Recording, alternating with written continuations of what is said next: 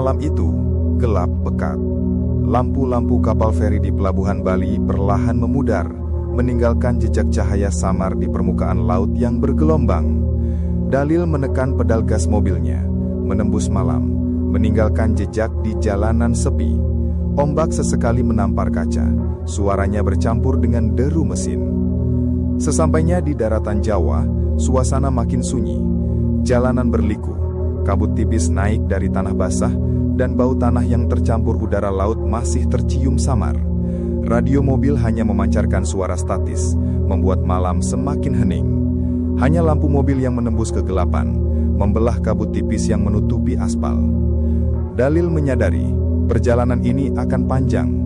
Rasa lelah menumpuk, tapi ia menekan gas, bertekad segera sampai di rumah.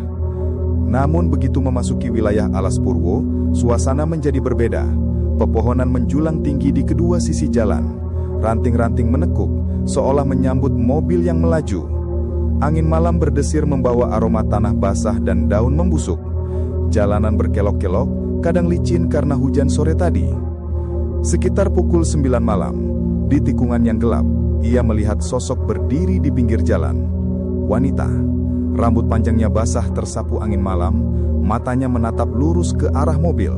Di sampingnya beberapa koper besar yang tampak berat. Wanita itu mengangkat tangan memberi isyarat. "Mas, boleh nebeng sebentar? Satu arah. Nanti saya bayar ongkosnya." Suaranya lembut, hampir tersapu angin malam. Dalil ragu. Ada sesuatu di matanya yang membuat bulu kuduknya berdiri. Tapi di sisi lain, perjalanan sepi dan menjemput orang di jalan bukan hal aneh.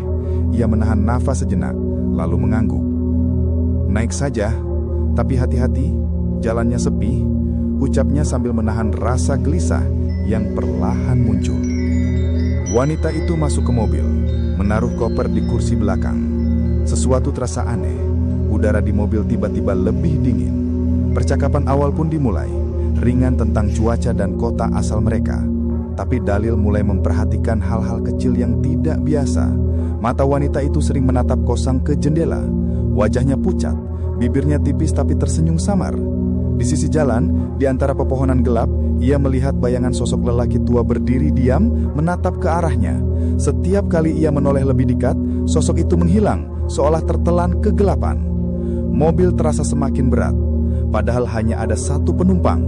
Koper-koper di kursi belakang terasa lebih berat dari sebelumnya. Detak jantung Dalil meningkat. Ada sesuatu yang menekan di udara malam itu, sesuatu yang tidak normal. Semakin jauh, kabut semakin tebal. Lampu mobil memantul dari ranting-ranting basah, menciptakan bayangan bergerak di jalan. Sesekali ia menengok ke spion, dan seolah kursi belakang bergerak sedikit sendiri, meski wanita itu tetap duduk di tempatnya. Dalil merasakan firasat aneh. Ia sadar malam ini bukan perjalanan biasa. Sesuatu akan terjadi, sesuatu yang tidak bisa dijelaskan. Tapi ia terus melaju, menembus kegelapan Alas Purwo, tanpa tahu bahwa malam itu akan mengubah cara pandangnya tentang dunia yang nyata dan dunia lain. Kabut malam menebal, menutupi jalan berliku di Alas Purwo. Lampu mobil menembus kabut hanya beberapa meter ke depan, membentuk lingkaran cahaya yang seolah digantung di kegelapan. Suara ranting patah terdengar dari sisi hutan, tapi tidak ada yang bergerak. Hanya bayangan gelap yang menempel di pepohonan. Dalil menelan ludah. Nafasnya mulai tersengal. Wanita di kursi belakang tetap diam, menatap lurus ke depan. Wajah pucat tanpa ekspresi, bibirnya tipis. Sesekali ia menoleh ke jendela, tapi matanya kosong, menatap titik yang tak bisa dijangkau penglihatan Dalil. Setiap kali ia menengok spion, seolah kursi belakang bergerak sendiri atau sesuatu menempel di bahunya. "Mas, sebentar lagi ada rumah makan kecil di tepi jalan. Bisa berhenti sebentar?" Suara wanita itu datar, seperti bisikan angin yang tersapu pepohonan. Dalil menurunkan kecepatan dan menepi di warung lalapan yang remang. Lampu temaram dari bangunan kecil itu memantul di jalan basah, tapi suasana sepi membuat bulu kuduknya berdiri. Wanita itu turun, membawa koper dan masuk. Dalil menunggu. Menit demi menit berlalu. Ia mulai merasa ada sesuatu yang salah. Angin malam berdesir melalui jendela sedikit terbuka, membawa aroma tanah basah dan daun membusuk. Sesekali terdengar bunyi langkah kaki di dekat mobil, tapi tidak ada siapapun di luar. Bayangan pepohonan tampak seperti bergerak, menempel di jendela, menatap. Hatinya mulai panik. Ia menutup jendela, tapi sensasi dingin tetap menusuk kulitnya, seperti ada yang menempel di leher dan bahu. Detak jantungnya semakin cepat, tangan bergetar di setir. Ia menoleh ke kursi belakang, kosong. Tapi sensasi berat di mobil tetap ada, seolah ada penumpang yang tak terlihat. Tidak tahan dengan ketegangan itu, Dalil masuk ke warung. Ia bertanya dengan suara gemetar. Permisi, ada seorang wanita mampir tadi. Pemilik warung menatapnya lama, menelan ludah seakan takut bicara. Akhirnya ia berkata pelan dengan suara hampir berbisik. Mas, jangan sembarangan memberi tumpangan malam-malam. Takutnya penumpangnya itu bukan dari dunia yang sama. Dalil menelan ludah. Jantungnya seakan berhenti. Tidak ada penjelasan lebih lanjut. Ia kembali ke mobil, menatap kursi belakang. Koper-koper yang tadi ditinggalkan hilang begitu saja. Udara di mobil kini terasa sangat dingin, dan bayangan pepohonan di luar seperti bergerak lebih cepat mengikuti mobil. Saat menyalakan mesin, suara ranting patah di hutan terdengar lebih dekat, seperti langkah kaki mengikuti mobil. Sesekali terdengar bisikan samar, hampir menyerupai suara wanita. Mas, jangan pergi. Dalil menegakkan badan, memutar pandangan ke kursi belakang. Wanita itu masih duduk di sana, tapi matanya kosong, menatap ke satu titik yang tak bisa dijangkau penglihatan Dalil. Mobil terasa semakin berat. Pedal gas sulit diinjak, seakan ada sesuatu menahan laju. Ia merasa disentuh oleh sesuatu yang tak terlihat. Sebuah tangan dingin menyentuh bahunya, namun ketika ia menoleh, tidak ada siapapun di sana. Kepanikan memuncak, tapi ia tahu satu hal. Malam itu, ia tidak membawa penumpang biasa. Sesuatu yang gelap, asing, dan menakutkan ikut bersamanya. Dalil menekan gas lebih dalam, menembus kabut dan hutan gelap. Setiap tikungan adalah ketegangan baru. Setiap bunyi ranting patah seperti ancaman. Ia sadar, malam itu bukan perjalanan biasa. Ia memasuki wilayah antara dunia nyata dan sesuatu yang lain. Dan ia tidak tahu apakah akan keluar dengan selamat. Setelah melewati tikungan terakhir Alas Purwo, Dalil merasa lega, tapi nafasnya masih tersengal. Lampu mobil menembus jalan yang mulai terang karena jarak dari hutan. Tapi perasaan tegang masih menempel seperti bayangan yang tak hilang. Kursi belakang kosong, koper-koper lenyap. Namun, sensasi berat yang sebelumnya terasa di mobil masih tersisa, seperti ada penumpang yang tetap mengikuti perjalanannya. Ia mencoba menenangkan diri. Mungkin aku terlalu lelah. Mungkin kabut dan bayangan tadi cuma ilusi, pikirnya. Namun setiap kali menoleh ke spion, ada kilatan bayangan samar yang tampak bergerak mengikuti mobilnya.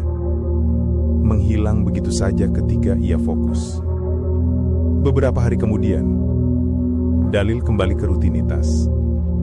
Hidup berjalan normal, tapi malam itu masih terngiang jelas di pikirannya. Wanita misterius, koper yang hilang, bisikan angin, dan sensasi dingin di kursi belakang mobilnya. Ia berusaha melupakannya, menepis rasa takut yang masih menempel. Suatu sore, saat membuka berita online sambil minum kopi, matanya tertumbuk pada sebuah artikel lama tentang wanita hilang 15 tahun lalu. Foto yang terpajang membuat tubuhnya kaku. Wajah itu, matanya, bentuk bibirnya, bahkan rambutnya, persis sama dengan wanita yang ia jemput malam itu di Alas Purwo. Dalil terdiam, detak jantungnya meningkat. Semua pecahan pengalaman malam itu masuk akal. Koper-koper yang hilang, tatapan kosong wanita itu, sensasi berat di mobil, bisikan samar, semua itu bukan ilusi. Wanita itu sudah berada di alam lain selama 15 tahun. Korban hilang yang tak pernah ditemukan. Ia tersentak, menyadari satu hal yang menakutkan. Selama perjalanan, ia menjadi saksi, bahkan penghubung sementara antara dunia nyata dan dunia ruh. Wanita itu tidak menyadari dirinya telah meninggal atau berada di alam lain. Malam itu, setiap kali Dalil menyalakan mobilnya, sensasi dingin dan berat itu kembali terasa, seolah wanita itu masih menunggu untuk kembali ke dunia nyata, meski itu mustahil. Angin malam berdesir, dan ranting-ranting patah di pepohonan di pinggir jalan, seperti suara kaki langkah yang mengiringinya. Dalil menarik napas panjang, menatap jalanan sepi di depan rumahnya. Ia tahu, malam itu akan selalu membekas. Ia tidak hanya membawa penumpang, ia membawa cerita antara dua dunia. Pengalaman yang tidak bisa dijelaskan dengan logika. Pengalaman yang akan menghantui sepanjang hidupnya. Dan dalam hatinya, ia sadar, tumpangan malam itu bukan sekedar perjalanan pulang biasa. Ia adalah saksi bisu, satu-satunya yang melihat dunia lain menempel ke dunia nyata. Wanita itu, entah kapan, tetap menunggu di antara dua dunia, di kursi belakang mobilnya, dan di setiap malam yang gelap. Dalil menatap jalanan gelap, tahu bahwa pengalaman itu tidak akan pernah berakhir. Setidaknya, bagi dirinya.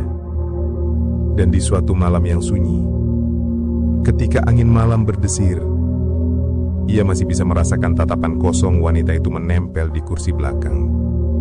Penumpang terakhirnya, yang tidak pernah benar-benar pergi. Dalil membawa koper itu pulang, tapi malam-malam berikutnya, sensasi dingin dan berat di kursi belakang tetap hadir. Kadang, ia mendengar bisikan samar, "Mas, jangan tinggalkan aku."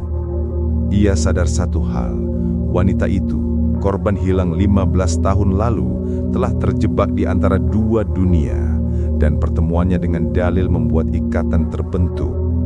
Ia tidak bisa melupakannya, dan wanita itu tidak bisa pergi. Dalil memutuskan, meski takut, untuk terus menjadi saksi dan penjaga perjalanan wanita itu, berharap suatu hari ia bisa membebaskannya, meski ia tidak tahu caranya.